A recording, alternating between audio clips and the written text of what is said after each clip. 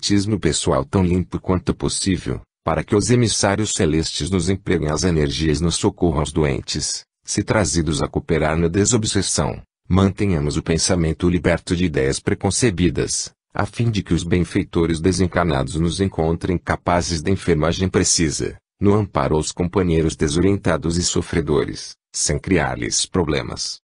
Mero ferrolho, deve estar no lugar próprio, para atender à serventia que se lhe roga dentro de casa. Simples fio, para canalizar os préstimos da eletricidade, necessita ajustar-se à ligação correta, de modo a garantir a passagem da força. Sobretudo, é imperioso recordar que todos podemos ser medianeiros do bem, sob a inspiração de Jesus, honorificando encargos e responsabilidades, em posição certa, no plano de construção da felicidade geral.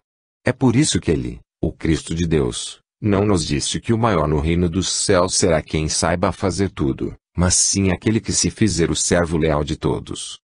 23. Segundo o Espiritismo. Ele, questão 628. Nossa vida reflete-se sobre todas as vidas que nos rodeiam. Acata as leis que dirigem a experiência coletiva, sem esquecer-se de que o comportamento da pessoa interessada em burilar-se moralmente, é sempre mais observado e seguido pelos outros. A riqueza inaproveitada cria miséria. Aperfeiçoa a paisagem onde esteja situado, como os melhores recursos da aprendizagem humana, recordando que estás em trânsito, nessa ou naquela propriedade que a sabedoria divina pode fazer passar de mão em mão. A existência no corpo terrestre, por mais longa, é instante breve à frente da eternidade. Certifica-te de que os minutos não nos esperam para a consecução desse ou daquele acontecimento. A opinião atrai, mas a conduta arrasta. Elege a bondade e a paciência, alegria e a fé, por tuas companheiras da alma, levantando o ânimo e fortalecendo os corações que te partilhem a marcha, a fim de que a sinceridade e a pureza se façam a luz na tua estrada cristã. Do auxílio individual surge a grandeza do esforço coletivo. Busca dentro das próprias possibilidades os ideais e as opiniões favoráveis à melhoria das normas de trabalho nas organizações a que te feliz. O personalismo é porta sutil para a vaidade. Faze confluir para Jesus, nosso divino mestre, as atenções e os agradecimentos, a confiança e a reverência de todas as criaturas que morejam nas tarefas do bem. 24. Proteção da vida superior. Ele, questão 491.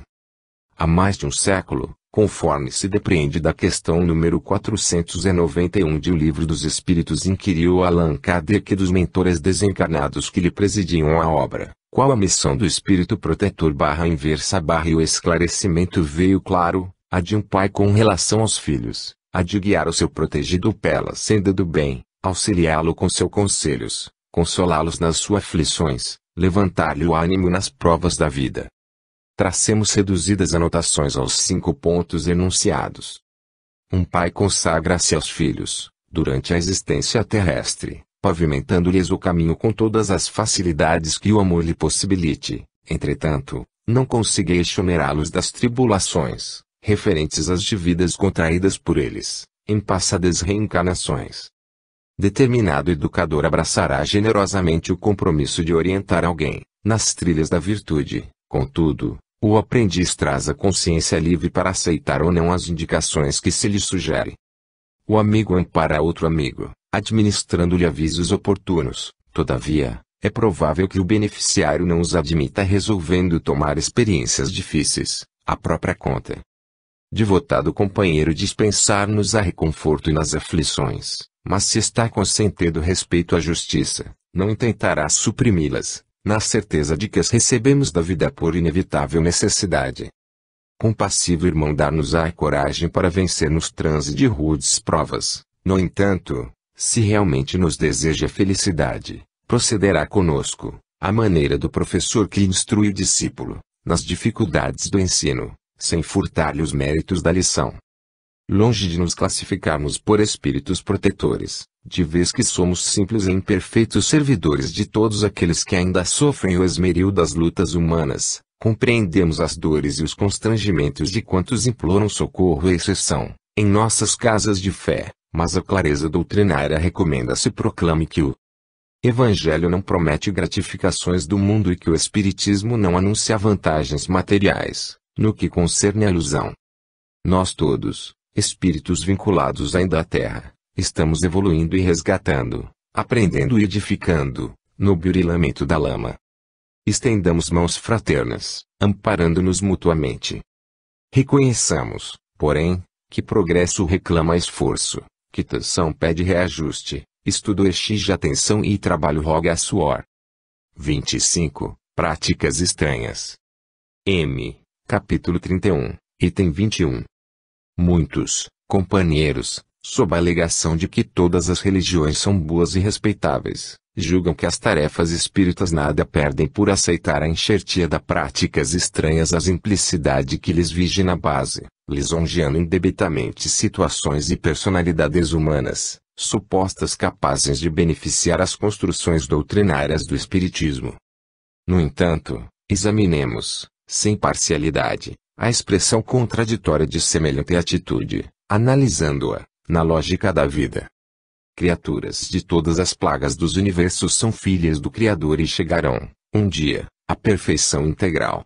Mas, no passo evolutivo em que nos achamos, não nos é lícito estar com todas, conquanto respeitemos a todas, de vez que inúmeras se encontram em experiências diametralmente opostas aos objetivos que nos propomos alcançar. Não existem caminhos que não sejam viáveis e todos podem conduzir a determinado ponto do mundo. Contudo, somente os viajores e irresponsáveis escolherão perlustrar atalhos perigosos e desfiladeiros obscuros, espinheiros e charcos, no dédalo de aventuras marginais, ao longo da estrada justa. Indiscriminadamente, os produtos expostos num mercado são úteis. Mas sob a desculpado acatamento que se deve a todos, não nos cabe ir sem qualquer consideração para com a própria saúde. Águas de qualquer procedência liquidam a sede. No entanto, com a desculpa de que todas são valiosas, não é aconselhável se beba qualquer uma, sem qualquer preocupação de limpeza, a menos que a pessoa esteja nas vascas da sofreguidão, ameaçada de morte pelo deserto. Sabemos que a legislação humana obtida à custa de sofrimento estabelece a segregação dos irmãos delinquentes para o trabalho reeducativo, sustenta a polícia rodoviária para garantir a ordem da passagem correta, mantém fiscalização adequada para o devido asseio nos recursos destinados à alimentação pública e cria agentes de filtragem para que as fontes não se façam veículos de endemias e outras calamidades que arrasariam populações indefesas. Reflitamos nisso e compreenderemos que assegurar a simplicidade dos princípios espíritas, nas casas doutrinárias, para que as suas atividades atinjam a meta da libertação espiritual da humanidade não é fanatismo e nem rigorismo de espécie alguma, porquanto, agir de outro modo seria o mesmo que devolver um mapa luminoso ao labirinto das sombras, após séculos de esforço e sacrifício para obtê-lo, como se também, a pretexto de fraternidade, fôssemos obrigados a desertar do lar para residir nas penitenciárias, a deixar o caminho certo para seguir pelo cipoal, a largar o prato saudável para ingerir a refeição deteriorada e desprezar a água potável por líquidos de salubridade suspeita. Em doutrina espírita, pois, seja compreensível afirmar que é certo respeitar tudo e beneficiar sem complicar a cada um de nossos irmãos, onde quer que se encontrem. Mas não podemos aceitar tudo e nem abraçar tudo, a fim de podermos estar certos. 26. Diretriz evangélica. I. Capítulo 18, item 12. Não vos adapteis às conveniências e convenções do mundo, mas transformai-vos pela renovação do entendimento, de modo a conhecerdes os desígnios de Deus, para que a vossa tarefa se faça agradável e útil. Aprendei com temperança o que vos convém saber, conforme o grau de vossa fé, porquanto assim como temos em um só corpo vários membros e nem todos eles guardam a mesma função, também nós que somos muitos formamos um só corpo em Cristo, embora sejamos individualmente membros uns dos outros. Desse modo, existindo diversos dons, segundo as concessões que nos são dadas, se nos cabe a profecia seja ela praticada, na medida de nossos recursos, se convocados à administração, ocupemo-nos em administrar, se localizados no ensino, devotemo-nos à instrução, os que exortem, usem as possibilidades em exortar, os que foram trazidos a repartir, procedam com liberalidade, Quem preside, seja prudente, corações chamados aos exercícios da misericórdia, empreguem a misericórdia com alegria. Entre nós, seja o amor não simulado. Esqueçamos o mal, buscando o bem. Amai-vos cordialmente uns aos outros com afeto fraternal. Não sejais vagarosos na vigilância, afervorai-vos no trabalho, servindo ao Senhor. Regozijai-vos na esperança, sede pacientes nas dificuldades, perseverai na oração. Amparai os bons, na solução de suas necessidades, sede hospitaleiros. Abençoai os que vos perseguem, mantendo-vos solidários e unidos entre vós. Não ambicioneis situações, para as quais ainda não conseguimos a altura necessária, acomodando-nos à humildade, para que não estejamos alardeando sabedoria que ainda não temos. A ninguém torneis mal por mal. Sejamos honestos com as coisas que nos dizem respeito e, se for possível e quanto for possível em nós, tenhamos paz com todos. Estas observações, de forma e sentido positivamente espíritas e que parecem grafadas hoje para as lides naturais da pregação e da mediunidade, da propaganda e da ação, dos ideais e das obras de nossas instituições não são nossas e sim do apóstolo Paulo de Tarso, constantes dos versículos 2 a 18 do capítulo 12 de sua Epístola aos Romanos. Destacando esta breve página de orientação evangélica, escrita há 19 séculos, relacionemos as nossas responsabilidades, dentro do Espiritismo, que restaura o cristianismo, em suas bases puras, e procuremos pensar. 27, Decisão. E, capítulo 24, item 15. Somos tangidos por fatos e problemas exigirem a manifestação de nossa vontade em todas as circunstâncias. Muito embora disponhamos de recursos infinitos de escolha para assumir gesto determinado ou desenvolver certa ação, invariavelmente, estamos constrangidos a optar por um só caminho, de cada vez, para expressar os desígnios pessoais na construção do destino. Conquanto possamos caminhar 1000 léguas, somente progredimos em substância avançando passo a passo. Daí, a importância da existência terrena, temporária e limitada em muitos ângulos por ela e que promissora quanto aos ensejos que nos faculta para automatizar o bem, no campo de nós mesmos, mediante a possibilidade de sermos bons para os outros. Decisão é necessidade permanente. Nossa vontade não pode ser multipartida. Ideia, verbo e atitude exprimem resoluções de nossas lamas, a frutificarem bênçãos de alegria ou lições de reajuste no próprio íntimo. Vacilação é sintoma de fraqueza moral, tanto quanto desânimo é sinal de doença. Certeza no bem denuncia a felicidade real e confiança de hoje indica a serenidade futura. Progresso é fruto de escolha. Não há nobre desincumbência com flexibilidade de intenção. Afora tu mesmo, ninguém te decide o destino. Se a eventualidade da sementeira é infinita, a fatalidade da colheita é inalienável. Guardas contigo tesouros de experiências acumulados em milênios de luta que podem crescer, aqui e agora, a critério do eu alvitre. Recorda que o berço de teu espírito fulge longe da existência terrestre. O objetivo da perfeição é a inevitável benção de Deus e a perenidade da vida constitui o prazo de nosso burilamento. Entretanto, o minuto que vives é o veículo da oportunidade para a seleção de valores, obedecendo ao horário certo e revelando condições próprias, no ilimitado caminho da evolução. 28. Benevolência. E, capítulo 15, item 7. Traduzindo benevolência por fator de equilíbrio, nas relações humanas, vale confrontar as atitudes infelizes como os obstáculos pesados que afligem o espírito, na caminhada terrestre. Aprendamos a sinonímia de ordem moral, no dicionário simples da natureza. Crítica destrutiva, labareda. Azedume, estrada barrenta. Irritação, atoleiro comprido. Indiferença, garoa gelada. Cólera, desastre à vista. Calúnia, estocada mortal. Sarcasmo, pedrada a esmo. Injúria, espinho infecto. Queixa repetida, tiririca renitente. Conversa desnecessária, vento inútil. Preconceito, fruto bichado. Gabolice, poeira grossa. Lisonja, veneno doce. Engrossamento, armadilha pronta. Aspereza, casca espinhosa. Pornografia, pântano aberto. Despeito, serpente oculta. Melindre, verme dourado. Inveja, larva encrenca. Pessimismo, chuva de fel. Espiritualmente, somos filtros do que somos.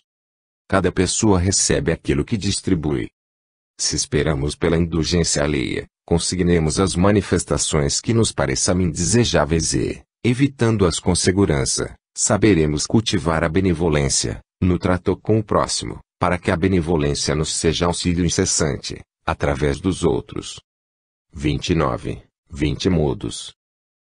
Capítulo 6, item 8. Modos com que nós, espíritas, perturbamos a marcha do espiritismo. Esquecer a reforma íntima. Desprezar os deveres profissionais. Ausentar-se das obras de caridade. Negar-se ao estudo. Faltar aos compromissos sem justo motivo. Rogar privilégios. Escapar deliberadamente dos sofredores para não prestar-lhes pequeninos serviços. Colocar os princípios espíritas à disposição de fachadas sociais. Especular com a doutrina em matéria política. Sacrificar a família aos trabalhos da fé. Assambarcar muitas obrigações, recusando distribuir a tarefa com os demais companheiros ou não abraçar incumbência alguma, isolando-se na preguiça. Afligir-se pela conquista de aplausos. Julgar-se indispensável. Fugir ao exame imparcial e sereno das questões que concernem a clareza do espiritismo, acima dos interesses e das pessoas. Abdicar do raciocínio, deixando-se manobrar por movimentos ou criaturas que tenham sutilmente ensombrar a área do esclarecimento espírita com preconceitos e ilusões. Ferir os outros com palavras agressivas ou deixar de auxiliá-los com palavras equilibradas no momento preciso. Guardar melindres. Olvidar o encargo natural de cooperar respeitosamente com os dirigentes das instituições doutrinárias. Lisonjear médiuns e tarefeiros da causa espírita. Largar aos outros responsabilidade que nos competem. 30. Caridade e raciocínio. Capítulo 15, item 5. Todos pensamos na caridade, todos falamos em caridade. A caridade, indubitavelmente, é o coração que fala. Entretanto, nas situações anormais da vida, há que ouvir o raciocínio, a fim de que ela seja o que deve ser. Nada fere tanto como a visão de um ente querido, sob os tentáculos do câncer. O coração chora. Mas se a radiografia sugere trabalho operatório, pede o raciocínio para que a cirurgia lhe revolva a carne atormentada, na suprema tentativa de recuperação. Nada enternece mais do que abraçar um pequenino nas alegrias do lar. O coração festeja. Mas se a criança brinca com fósforos, aconselha o raciocínio se lhe dê corrigenda. Nada sensibiliza mais do que encontrar um alienado mental, atirado à rua. O coração lamenta. Mas se o louco, em crise de fúria, carrega bombas consigo, prescreve o raciocínio seja ele contido à força. Nada preocupa mais que observar um companheiro, no abuso de entorpecentes. O coração sofre. Mas se o irmão, vinculado a semelhante hábitos, distribui narcóticos, fazendo vítimas, solicita o raciocínio se lhe providência é necessária segregação para o tratamento preciso. O raciocínio, em nome da caridade, não tem de certo a presunção de violentar consciência alguma, impondo-lhe freios ou drásticos que lhe objetivem o aperfeiçoamento compulsório. A misericórdia divina é a paciência infatigável com os nossos multimilenários desequilíbrios, auxiliando a cada um de nós, através de meios determinados, de modo a que venhamos saná-los, por nós mesmos, com o remédio amargoso da experiência, no veículo das horas. Surge a autoridade do raciocínio, quando os nossos males saem de nós, em prejuízo dos outros. Clareando a definição, comparemos a caridade, nascendo das profundezas da lama, como a fonte que se derrama espontânea, das entranhas da terra. A fonte pode ser volumosa ou escassa, reta ou sinuosa, jorrar da montanha ou descambar na planície, saciar monstros ou dar de beber às aves do céu, tudo dependendo da estrutura, do clima, do azul ou das circunstâncias em que se movimente. Em qualquer ângulo que se mostre. Pode o sentimento louvar-lhe a beleza e exaltar-lhe a utilidade que fertiliza glebas, acalenta vidas, garante lares, multiplica flores e retrata as estrelas, mas, se nessa ou naquela fonte, aparecem culturas do esquistossolo, é necessário que o raciocínio intervenha e, para o bem geral, lhe impeça o uso. 31. Fenômenos em nós. Questão 60. O homem quer ver para crer. Aspira à construção da fé. E para isso exige fenômenos. Entretanto, é um espírito imortal a exprimir-se através de uma caixa de fenômenos e não percebe. O cérebro é a maravilha que o abriga. Na cúpula craniana tem a cabine da vontade, controlando bilhões de células ele cumprirem as ordens. Como se ajustam lobos, sucos e giros, como funcionam meninges, veias e líquidos para que governem as próprias sensações não cogita para viver. De que modo se comportam os neurônios para que possa pensar é problema de que não se preocupa, quando reflete. Domine a linguagem sem pensar o esforço que lhe reclama das áreas corticais que lhe presidem a fala. Enxerga dando trabalho aos nervos ópticos sem cogitar disso. Ouve, por intermédio de complicados engenhos, mas não pondera quanto ao que essa preciosidade lhe custa. Mobiliza tubos, artérias, alambiques, aparelhos, canais e depósitos variados para beber e comer, assimilar os recursos da vida e desvencilhar-se das gangues residuais da alimentação. Todavia, às vezes atravessa uma existência secular sem a menor consideração por semelhantes prodígios. Comumente reclama provas da sobrevivência da lama depois da morte, mas, até hoje, embora conjeture, não sabe exatamente como é que veio à vida.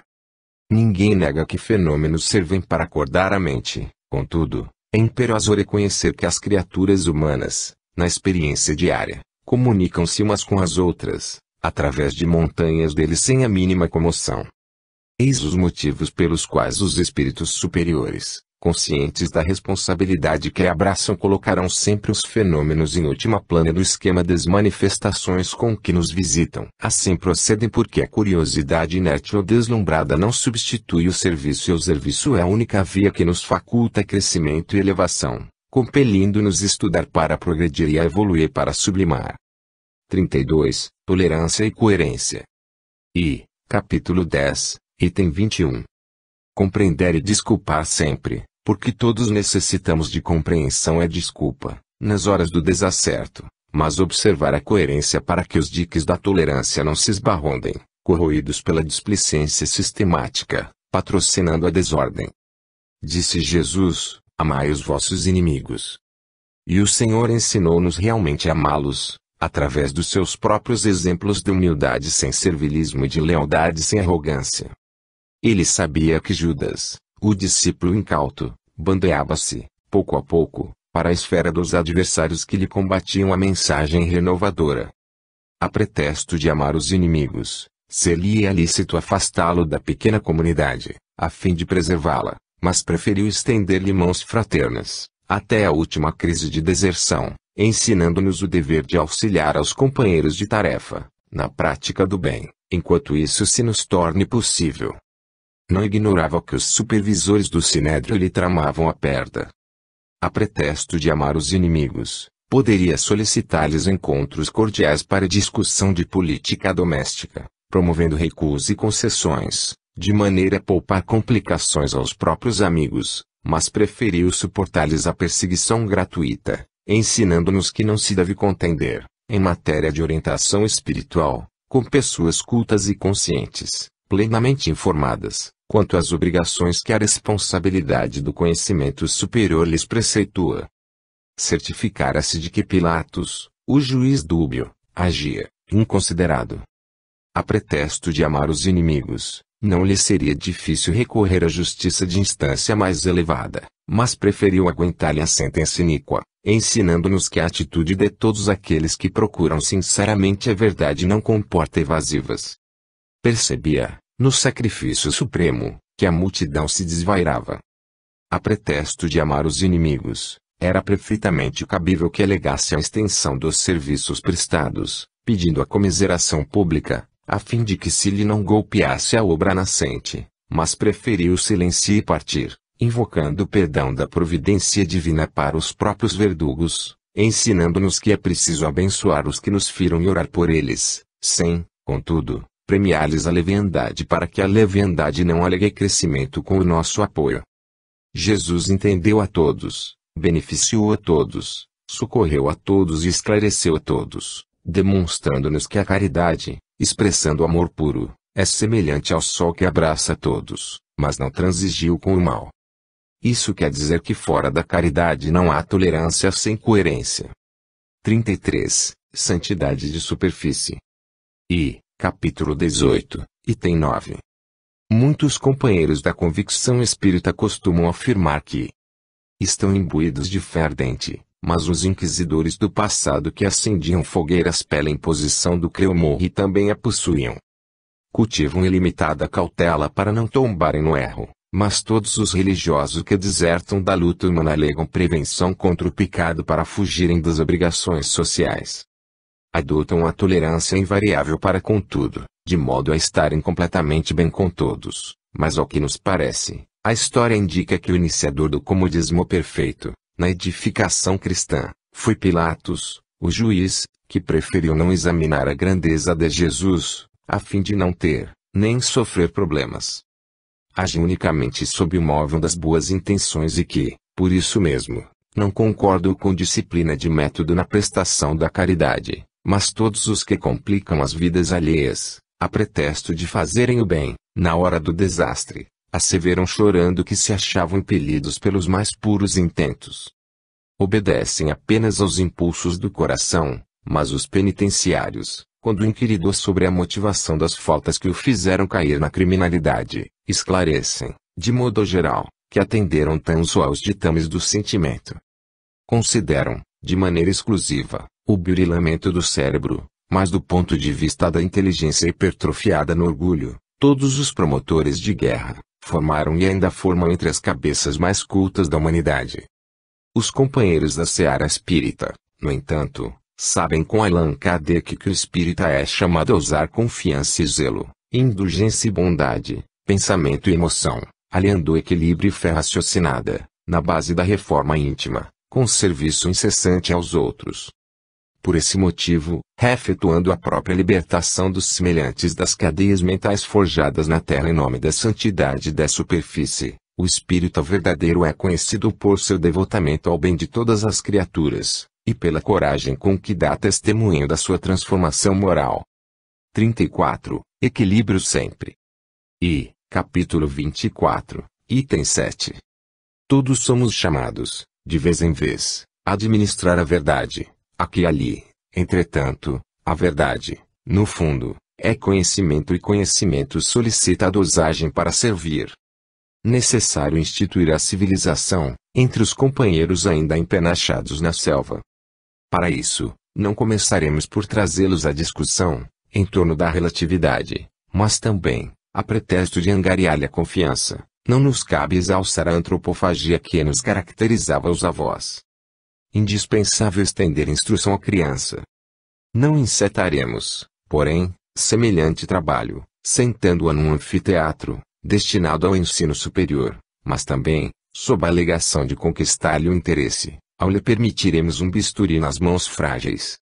Contemplando a paisagem na qual se estruturou a organização da doutrina espírita, com a serenidade de quem examina um quadro admirável, após a formação de todas as minudências que o integram, reconhecemos a superioridade dos espíritos sábios e magnânimos que orientaram a codificação do espiritismo, estudando-lhes a presença na obra de Allan Kardec. Eles induzem o inesquecível missionário à observação das mesas girantes e a pesquisar dos fenômenos magnéticos. Entretanto, em momento algum, fogem de salientar as finalidades morais do intercâmbio entre encanados e desencanados. Permitem-lhe aceitar o apoio de amigos prestigiosos para o rápido lançamento dos volumes que lhe competia editar, em tempo reduzido. Todavia, em tópico nenhum, arrastam o ensinamento espírita as inclinações e paixões de natureza política. Concordam em que se recorra a certas imagens da teologia em voga, contudo, em nenhum lugar, preconiza ritualismo e superstição, em nome da fé. Inspiram-lhe carinhoso respeito e profunda gratidão por todos os médiuns que lhe prestaram concurso. No entanto, a título de auxiliá-los ou de garantir-lhes a subsistência, não endossam qualquer aprovação à mediunidade remunerada. Todos encontramos aqueles que se valem das nossas possibilidades de informação e esclarecimento, no tocante às verdades dos espíritos, entretanto, para agir acertadamente, recordemos o exemplo dos instrutores da vida maior, nos primeiros dias do espiritismo. Tolerar acessórios, sem transigir com o essencial. Dosear a verdade, sem estimular a mentira. Amparar o bem sem encorajar o mal. Compreensão nobre, mas equilíbrio, sempre. 35. Saber viver. C. Primeira parte, capítulo 7, item 29. Toda a lei divina revela serena imparcialidade. Fuga a responsabilidade não diminui o quadro de nossas obrigações. Não adianta paralisares o teu relógio, porque as horas seguirão sempre, independentemente dele e de ti. Toda transformação moral há de ser profunda. Mudanças aparentes não modificam o espírito para o melhor. O corte dos cabelos ou o uso do chapéu não te renovam os pensamentos no íntimo da cabeça. Todo corpo há de ser governado pelo espírito. A rigor, a carne só é fraca quando reflete o ânimo indeciso. Os sapatos aparentemente te conduzem os pés porque os teus pés os conduzem. Todo empréstimo terrestre é passageiro. Imperioso desapegarmos-nos da matéria, desoprimindo o espírito. Apenas dinheiro no bolso não te outorga a tranquilidade da consciência. Toda pessoa para ser verdadeiramente feliz reclama trabalho.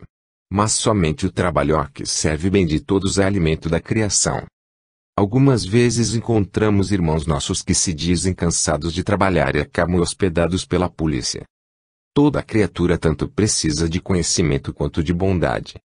Nem só estudo e nem só benevolência libertam integralmente a alma. Os óculos não te corrigem os defeitos da vontade e nem a vontade te corrige os defeitos da visão.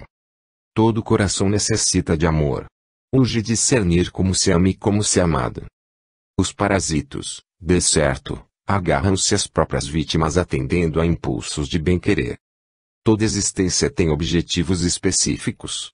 A ação construtiva que surge para ser feita agora não deve ser adiada.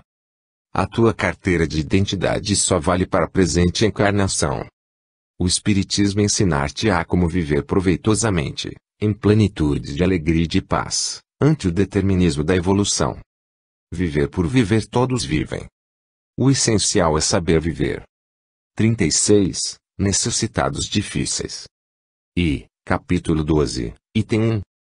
Em muitas circunstâncias da Terra, interpretamos as horas escuras como sendo unicamente aquelas em que a aflição nos atenaza a existência, em forma de tristeza, abandono, enfermidade, privação. O espírita, porém, sabe que subsistem outras, piores talvez.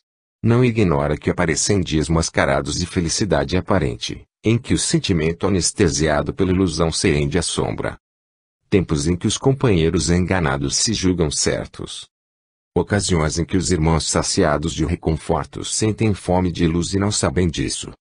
Nem sempre estarão eles na berlinda, guindados, à evidência pública ou social, sob sentenças exprobatórias ou incenso louvameiro da multidão. Às vezes, renteiam conosco em casa ou na vizinhança, no trabalho ou no estudo, no roteiro ou no ideal.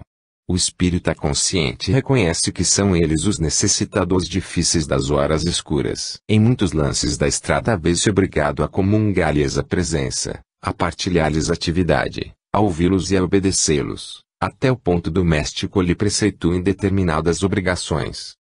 Entretanto, observa que para lhes ser útil, não lhes será lícito efetivamente aplaudi-los, à maneira do caçador que finge ternura à frente da presa, a fim de esmagá-la com mais segurança.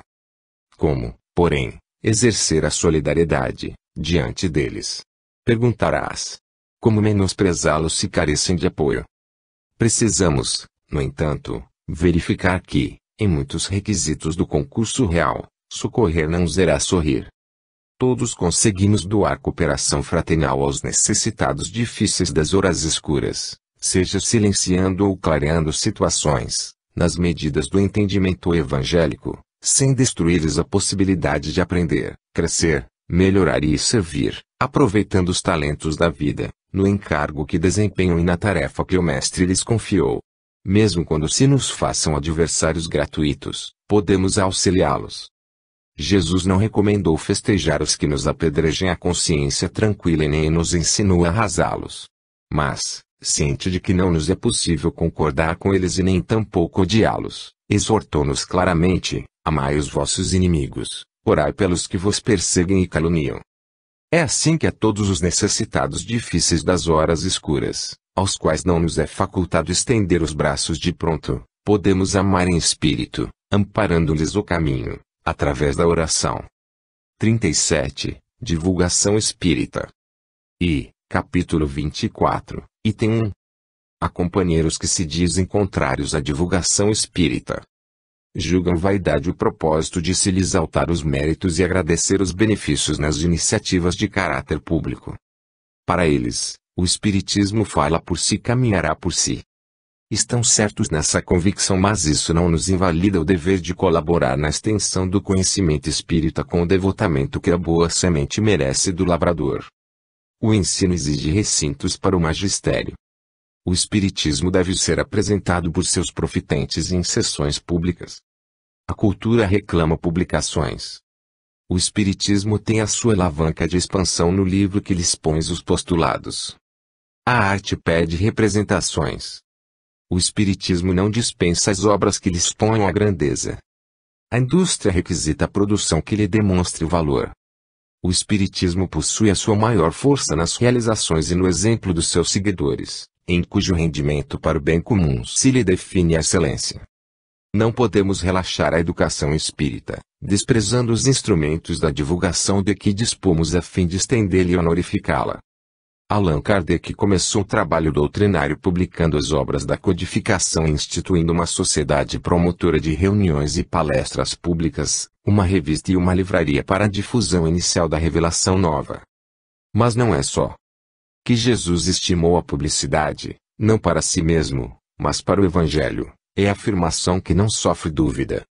Para isso, encetou a sua obra aliciando 12 agentes respeitáveis para lhe veicularem os ensinamentos e ela própria fundou o cristianismo através de assembleias públicas. O ir de pregai nasceu-lhe da palavra recamada de luz. E compreendendo que a Boa Nova estava ameaçada pela influência judaizante em vista da comunidade apostólica confinar-se de modo extremo aos preceitos do Velho Testamento, após regressar às esferas superiores, comunicou-se numa estrada vulgar, chamando Paulo de Tarso para publicar-lhe os princípios junto à gentilidade a que Jerusalém jamais se abria. Visto isso, não sabemos como estar no Espiritismo sem falar nele ou, em outras palavras, se quisermos preservar o Espiritismo e renovar-lhe as energias, a benefício do mundo, é necessário compreender-lhe as finalidades de escola e toda escola para cumprir o seu papel precisa divulgar. 38. Saber ouvir, capítulo 7, item 1. Tumulto e vozerio, nos atritos humanos, pedem um tipo raro de beneficência, a caridade de saber ouvir. São muitos os que cambaleiam, desorientados, a míngua de tolerância que os ouça. Convém, no entanto, frisar que palavras não lhes escasseiam. Falta-lhes o silêncio de um coração amigo, com bastante amor para ungir-lhes a alma, no bálsamo da compreensão. E, por esse motivo, desfalecem na luta, a feição do motor que se desajusta sem óleo. Desdobras a mesa, ergues abrigo seguro, repartes a veste, esvazias a bolsa, atendendo aos que necessitam. Cede também o donativo da atenção aos angustiados, para que se lhes descongestione o trânsito das ideias infelizes, nas veredas da alma. Para que lhes prestes, entanto, o amparo devido, não mostres o ar distante dos que não querem se incomodar e nem digas a frase clássica, pior aconteceu comigo, com a qual, muitas vezes, a pretexto de ajudar, apenas alardeamos egocentrismo, à frente dos outros, sem perceber que estamos a esmagá-los. É possível que os teus problemas sejam realmente maiores, entretanto, na Terra, ninguém possui medida conveniente para determinar a extensão dos sofrimentos alheios. Desce, pois, do alto nível de tuas dores, minorando aquelas que te pareçam mais simples. Deixa que o próximo te relacione os próprios desgostos. Se tiveres pressa ou cansaço, não pronuncies respostas tocadas de superioridade ou aspereza, qual se morasses numa cátedra de heroísmo. Faze pausa, mesmo breve, e gasta 1 minuto de gentileza. Todavia, sempre que possas, ouve calmamente, diminuindo a aflição que lavra no mundo. No instante em que te caiba configurar a palavra, dize a frase que esclareça sem ferir ou que reanime sem enganar. Se as circunstâncias te impelem às referências de ordem pessoal, seleciona aquelas que sirvam aos outros, na condição de escora e esperança. Sobretudo, em ouvindo, não interrompas quem fala com a vara do reproche. Geralmente, os que te procuram o entendimento para descarregar as agonias da alma, conhecem de sobra o calibre da cruz que eles mesmos colocaram nos ombros. Rogam-te apenas alguma pequenina parcela de energia que lhes assegurem mais alguns passos, caminho adiante. Aprendamos a ouvir para auxiliar, sem a presunção de resolver. O próprio Cristo, consolando e abençoando, esclarecendo e servindo, não prometeu a supressão imediata das provações de quantos o cercavam, mas, sim, apelava, sincero, vinde a mim, que eu vos aliviarei. 39. Reformas de metade. C. Primeira parte, capítulo 7, item 2. Desde a primeira hora da doutrina espírita recomendam os emissários da esfera superior uma reforma urgente, inadiável, intransferível, a reforma de cada um de nós, nas bases traçadas pelo Evangelho de Jesus. Isso porque toda reforma nas linhas da boa intenção será respeitável, mas somente a renovação interior é fundamental. Tudo que vise melhorar a vida deve ser feito, no entanto, se não nos melhoramos, todas as aquisições efetuadas são vantagens superficiais. Qualquer benefício externo para ser benefício externo para ser benefício real depende de nós. A luz que nos auxilia a escrever uma página de fraternidade pode ser aproveitada pelo companheiro menos feliz para traçar uma carta que favorece o crime. O dinheiro que nos custeou a movimentação para o estudo das leis morais que nos governam o destino é o mesmo que está sendo despendido pelos que compram a decadência do corpo e da alma nos redutos do álcool. O automóvel que nos conduz ao cenáculo de oração onde louvamos a bondade divina, transporta de igual modo a locais determinados os que se reúnem para a negação da fé. A morfina que alivia o sofrimento na dose adequada não é diversa da que garante os abusos do entorpecente. Justo que não se impeça a formação de medidas destinadas ao bem comum. A higiene é um atestado eloquente de que ninguém deve nem pode viver sem a constante renovação exterior.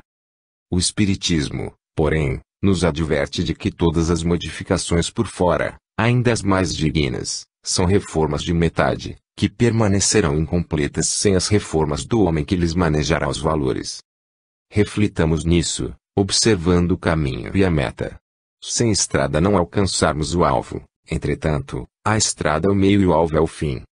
Para sermos mais precisos, resumamos o assunto com a lógica espírita, num raciocínio ligeiro e claro: todos nós, os ignorantes e os sábios, os justos e os injustos, podemos fazer o bem e devemos fazer o bem. Acima de tudo, é preciso ser bom. 40. Felizes e infelizes. Ele, questão 921. O conceito espírita da felicidade nem sempre enxerga os felizes onde o mundo os coloca. Há pessoas que requisitam conforto demasiado, na preocupação de serem felizes, e acabam infelizes, estiradas no tédio. Criaturas aparecem, pleiteando destaque e, em se crendo ditosas por obtê-lo, confessam-se infortunadas depois, quando se reconhecem inabilitadas para os encargos que receberam. Há felizes nas mesas lautas, comprando enfermidades com os excessos a que se afeiçoam e infelizes, na carência material, entesourando valores imperecíveis, no proveito das lições que o mundo lhes reservou.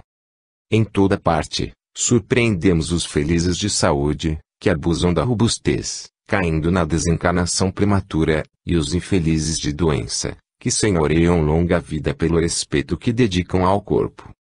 Em todos os lugares, os contrastes aparentemente chocantes. Situações risonhas, muitas vezes, geram suplícios por vindouros, por não saber quem as possui, empregar criteriosamente a felicidade que lhes foi emprestada.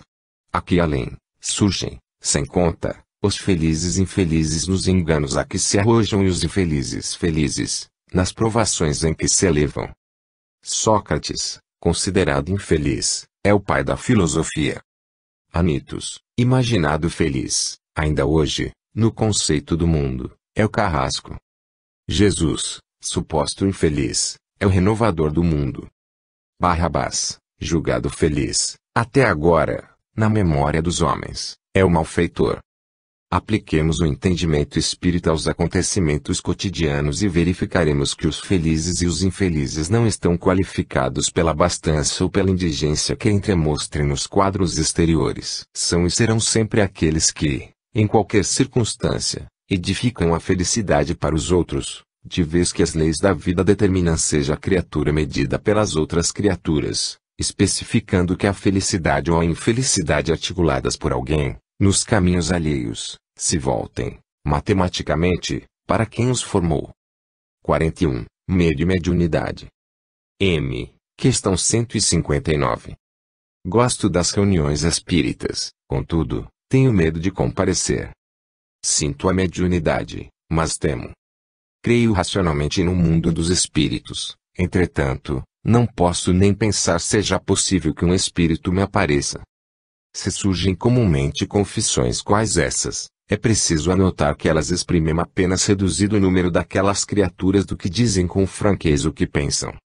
Quantos médiuns se afastam em silêncio da ação edificante a que foram chamados e só os amigos da espiritualidade lhes testemunham o medo inconfessável, a lhes enrodilhar nos corações por visco entorpecente. Sim. Um dos muitos tipos de medianeiros frustrados no intercâmbio espiritual e que escapam até agora de toda a classificação é o médium medroso. As pessoas impressionáveis quase sempre revelam espontâneas suscetibilidades, incluindo naturalmente o medo por um dos agentes essenciais da sensibilização mediúnica. Complexadas por algum fato ou conversa ouvida, leitura ou referência a que eles vincaram a emotividade, alimentam terror, pânico e difuso ante o exercício das faculdades psíquicas, sem qualquer razão de ser. Certifiquem-os de que o medo é uma espécie de baraço invisível, frenando inutilmente legiões de trabalhadores valorosos à margem do serviço. Fobia, muitas vezes derivada de atitudes infantis, é necessário saibamos curá-la, pela medicação do amor fraternal e do esclarecimento lógico, sem perder de vista que a ocorrência mediúnica é manifestação de espírito para espírito igual aos sucessos corriqueiros da vida terrestre. Médium, se o medo é o teu problema individual, no que respeita à prática medianímica, situa na construção da fé raciocinada a melhoria a que aspiras. A coerência com os princípios que esposamos ensina-nos que a criatura de fé verdadeira nada teme, senão a si própria, atenta que vive as fraquezas pessoais. Em razão disso, é correto receares simplesmente a ti mesmo, em todos os sentimentos que ainda não conseguiste disciplinar. Se não te amedrontas face à condição de intérprete para a troca verbal entre criaturas que versam idiomas diferentes, porque temer a posição de instrumento entre pessoas domiciliadas em esferas diferentes, carecidas da cooperação mediúnica. Por que motivo te assustares diante dos desencarnados, que são, na essência, personalidades iguais a ti mesmo? Espíritos benevolentes e esclarecidos são mentores preciosos que merecem apreço, e espíritos doentes ou infelizes não devem ser temidos, por necessitados de mais amor. Medo é inexperiência. Corrige-te, através do labor mediúnico, raciocinado com o Evangelho, vive perseverando na tarefa de fraternidade. Na edificação doutrinária, onde se objetiva o intercâmbio puro com as esferas superiores, todos os companheiros se esforçam na garantia dos bons pensamentos e a assistência espiritual se levanta de preces sinceras, sendo, portanto, num templo espírita, o local em que a pessoa humana coisa alguma deve temer, por encontrar aí as fontes de seu próprio consolo e sustentação. Não te admitas incapaz de dominar o medo perante as efusões do reino da alma. Reage contra qualquer receio infundado, mantendo-te na tranquilidade da confiança, no desassombro da fé, na leitura edificante e na meditação construtiva e, ao fazeres a tua parte na supressão de semelhante fantasma íntimo, reconhecerás que os benfeitores da vida maior te farão descobrir na lavra mediúnica o áureo caminho da verdade e o portal sublime do amor. 42. Semeia, semeia. C. Primeira parte, capítulo 7, item 4. Cada coração do caminho é comparável a trato de terra espiritual. Muitos estarão soterrados no pedregulho dos preconceitos, ao pé de outros que se enrodilham no espinheiral da ilusão, requisitando tempo enorme para se verem livres. Entretanto, reflete na terra boa, lançada ao desvalimento. É aí que todos os parasitos geradores da inércia se instalam, absorventes.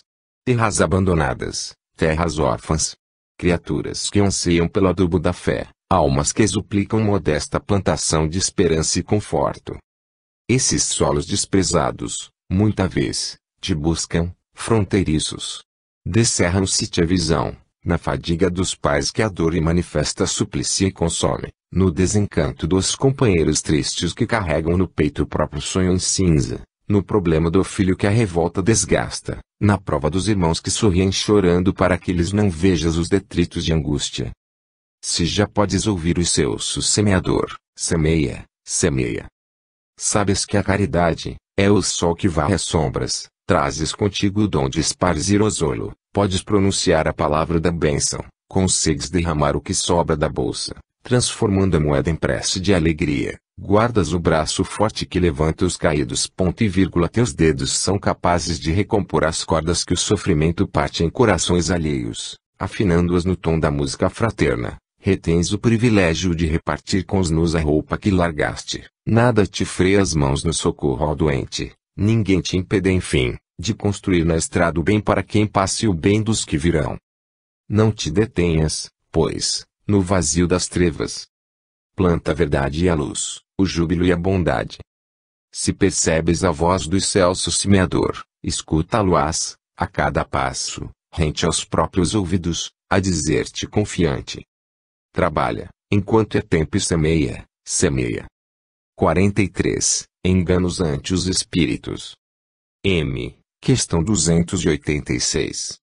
Julgar que todos os espíritos benevolentes que se comunicam na Terra são instrumentos imaculados. Desencarnação é vida em outra face.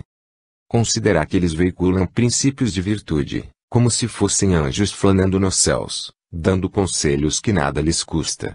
O professor reconhece-se impelindo a disciplinas mais austeras que as dos alunos para ser digno da missão de ensinar.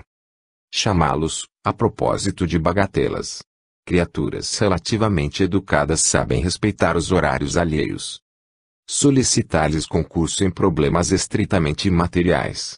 Nenhum de nós, conquanto satisfeitos de ser úteis, furtará obrigações dos outros, das quais eles necessitam para a segurança da própria felicidade. Censurá-los por não estarem à nossa inteira disposição. Amigos sinceros e conscientes não escravizam amigos. Complicar as consultas que lhes queiramos fazer, com a desculpa de lhes testar a existência.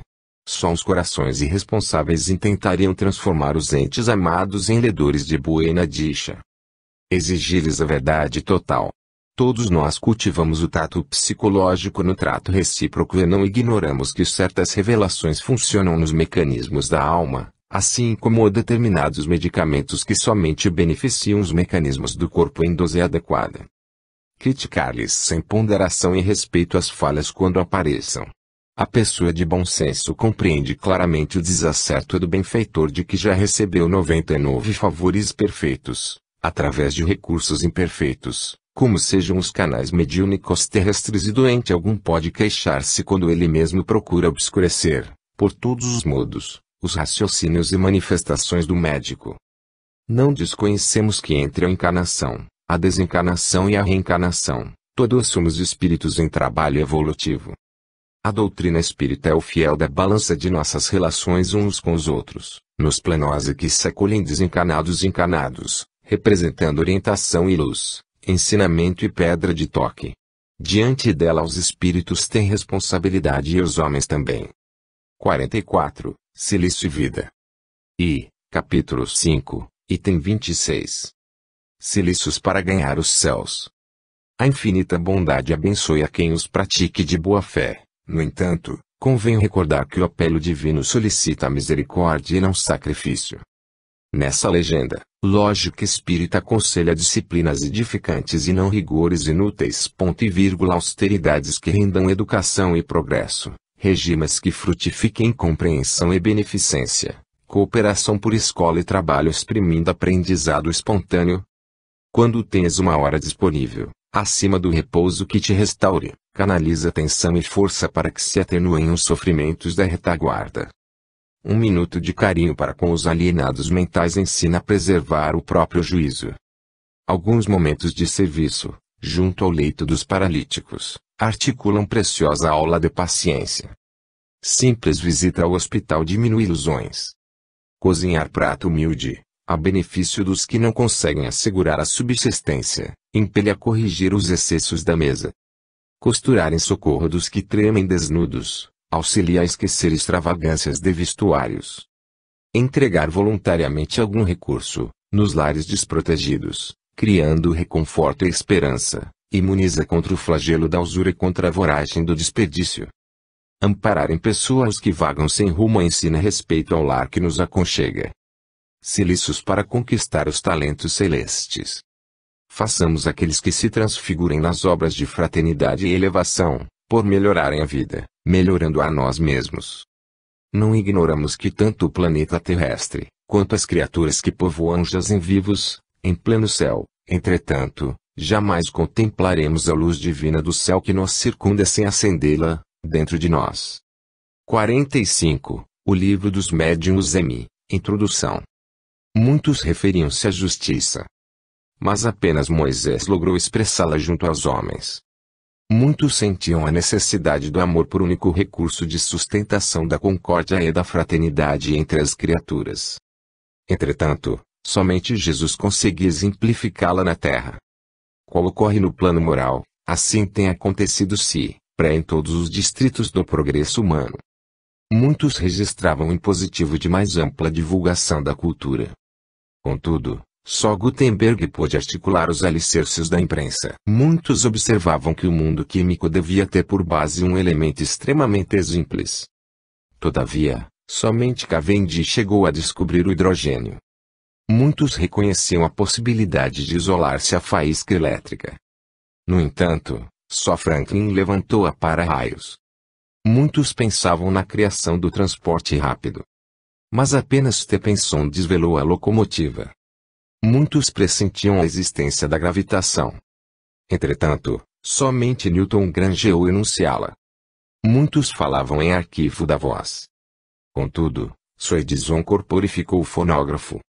Muitos suspeitavam da influência maléfica dos bacilos. Todavia, somente Pasteur instituiu a imunização. Muitos estudavam as ondas eletromagnéticas. No entanto, só Marconi estabeleceu as comunicações sem fio. Através de séculos, muitos admitiam o intercâmbio entre os homens na carne e os espíritos no espaço. Contudo, somente Allan Kardec definiu a prática mediúnica inaugurando nova era para a vida mental da humanidade. Glória, pois, ao livro dos médiuns que consubstancia o pensamento puro e original do codificador sobre a mediunidade com Jesus. Estudemo-lo. 46. Na trilha da caridade. Capítulo 15, item 10. Se já podes sentir a felicidade de auxiliar, imagina-te no lugar de quem pede. Provavelmente, jamais precisaste recorrer à mesa do próximo, para alimentar um filho estremecido e nem saibas quanto dói a inquietação, nas salas de longa espera, quando se trata de mendigar esse singelo favor. Quantos nos dirigem o olhar molhado, suplicando socorro, são nossos irmãos.